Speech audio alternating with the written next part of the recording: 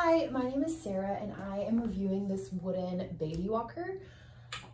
On the description it says it is for 10 months plus, but I have actually found it helpful for my baby as he's been even younger than that. So what I like about it is that it sits on these wheels, and I will set it on the ground and let my baby sit in front of it, and he can kind of like put his hands on it. And so it's helped him kind of learn to sit up on his own a little bit better, which I've really enjoyed this toy for. I'm gonna kind of bring you a little closer here. As he gets older, I think that he'll be able to kind of play with some of these things. He spins this a lot. There is a little like instrument on it that I think is really cute. 1 second, let me get it out for you.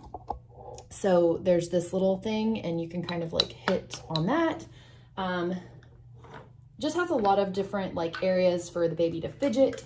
On this side, there are these little blocks that you can kind of put into the side. It's on wheels, so once they can walk, they can kind of push it, which is really fun. And then on this side, there is a little clock. So I have found this beneficial for my baby, and I highly recommend this product.